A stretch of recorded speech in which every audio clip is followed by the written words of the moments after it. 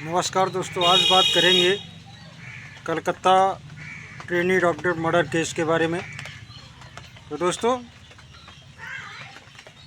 काफ़ी समय व्यतीत हो गया है और ये जन आंदोलन कलकत्ता का थमने का नाम नहीं ले रहा है। दोस्तों, ऐसी विभत्स घटनाएं अक्सर आपको देखने को मिलेंगी। जब तक हमारी सरकारें, जब तक हमारे रक्षक, जब तक कानून व्यवस्था सही सुचारू रूप से कार्य नहीं करेगी, तब तक ऐसे मामले सामने प्रकाश में आते रहेंगे। तो दोस्तों, बात कर रहे हैं कलकत्ता में जो रेप कांड हुआ, मर्डर हुआ, उसके बारे में। काफ़ी दिनों से इस पर कार्यवाही चल रही है, सीबीआई जांच चल रही है और ये हमारे भारत देश में 15 मिनट में एक केस रेप का हो जाता है। दोस्तों, ये विडंबना है कि हमारे भारत देश का कानून जो संविधान में अंकित है, दर्ज है, भारतीय संविधान में लचीलापन है। दोस्तों, अगर बात करें विदेशों की, तो वहाँ पर ऐसे कांडों के कड़े नियम लागू हैं, कड़े कानून बने हुए हैं, जहाँ पर तुरंत निर्णय होता है। और हमारे भारत देश में न्यायालयों में 1 साल नहीं, लगभग 10 या 20 साल तक ऐसे केसों की जांच चला करती है। दोस्तों, बहुत से ऐसे केस हैं जो अधर में लटका दिए जाते हैं और परिवार न्याय के आशा में व्यथित हो जाता है, परेशान हो जाता है। तो दोस्तों, कलकत्ता में डॉक्टर का जो मर्डर रेप केस हुआ, उसमें बहुत बड़ा आंदोलन चल रहा है। कई सामाजिक संगठन भाग ले रहे हैं और जो स्वास्थ्य विभाग के डॉक्टर हैं, उन्होंने भी काफ़ी जनसंख्या के साथ में हड़ताल कर रखी है, जबकि वहाँ की सरकार ने सभी डॉक्टरों को हड़ताल वापस लेने के लिए कहा था, लेकिन डॉक्टरों ने ऐसा नहीं किया। दोस्तों, अगर बात करें तो ट्रेनी डॉक्टर की मां का कहना है कि यहाँ की जो मुख्यमंत्री हैं, वो बच्चों का दर्द क्या जाने, ना तो उनके पुत्र है और ना पुत्री है। ऐसे में जब बात वहाँ की सरकार की मुखिया के पास पहुँचती है, तो उसको काफ़ी सोचने पर मजबूर कर देती है। लेकिन दोस्तों,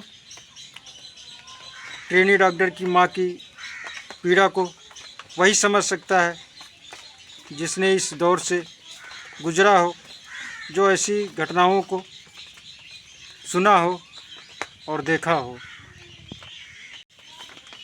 दोस्तों, अगर बात करें तो इस मर्डर कांड का जो मुख्य आरोपी है, उसने अपना जुर्म कबूल किया।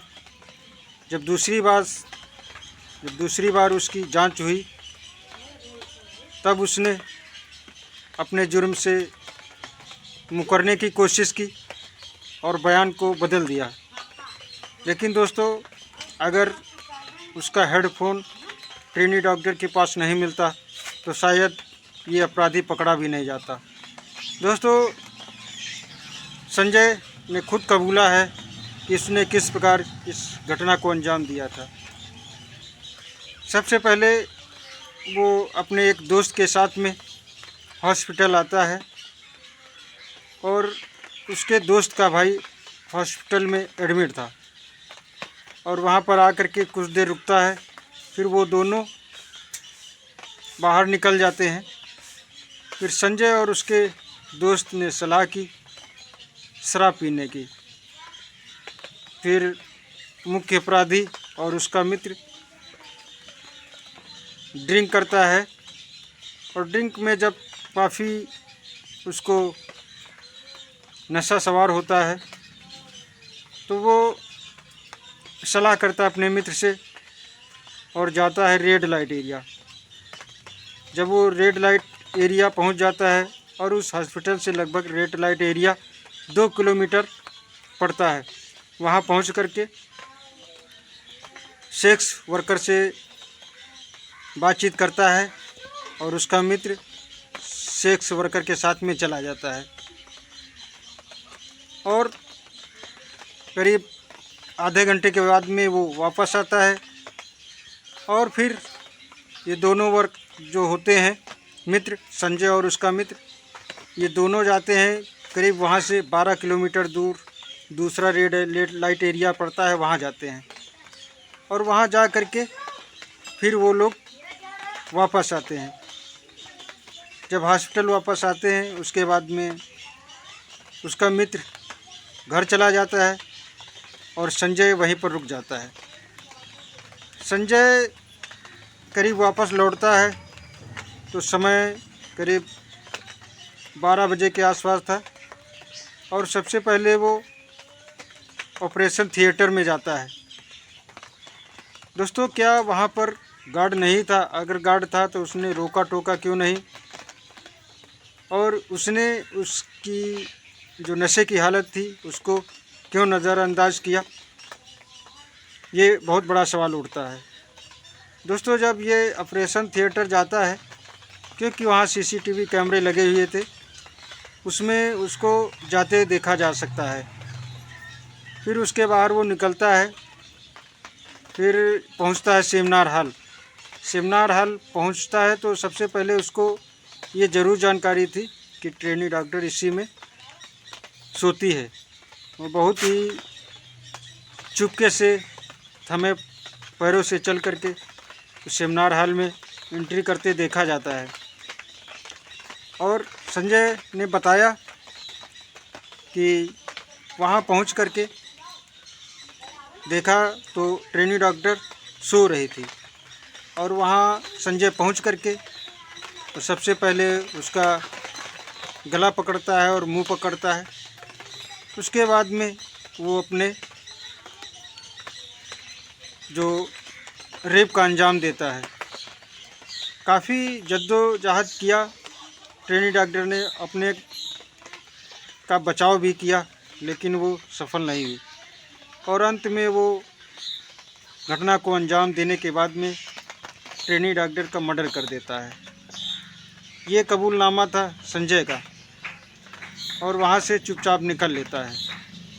दोस्तों, फिर ये पहुँचता है अपने एक पुलिस मित्र के वहाँ और इसके कपड़े खून से सने थे, पैरों में खून लगा हुआ था, जूतों में, वहीं सब सफाई वगैरह करता है।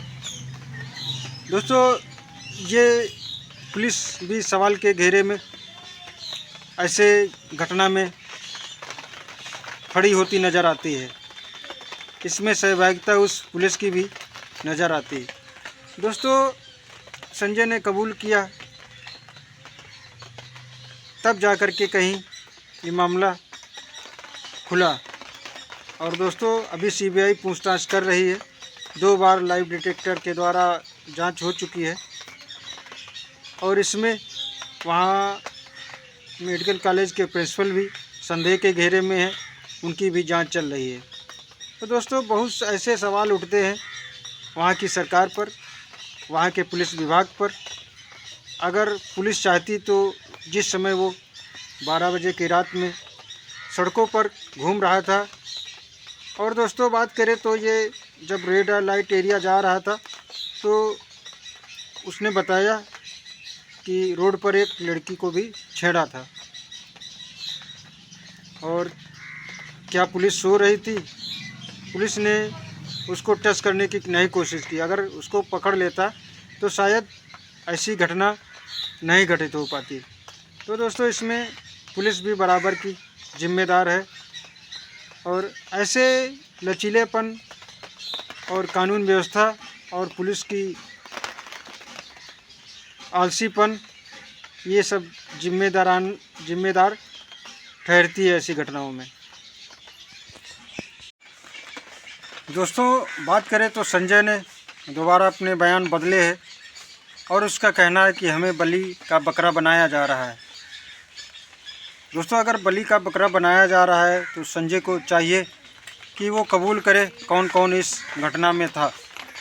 दोस्तों, मेडिकल कॉलेज के प्रधानाचार्य की भी भूमिका संदिग्ध नज़र आती है और संजय ने ये भी कहा है कि हमें कुछ भी नहीं होने वाला है जब तक प्रिंसिपल हमारे साथ में है। तो दोस्तों, अब ये संजय बचने वाला नहीं है, इसको सीधे फांसी के अंजाम तक पहुंचना होगा, क्योंकि जन आंदोलन ने आक्रोश का रूप धारण कर लिया है और जन आंदोलन धीरे धीरे बढ़ता ही जा रहा है। दोस्तों, भारत में ही नहीं पूरे विश्व में इसका विरोध हो रहा है। मेलबोर्न हो चाहे न्यूयॉर्क हो, इसका बहुत ज़्यादा मात्रा में इस घटना का विरोध हो रहा है।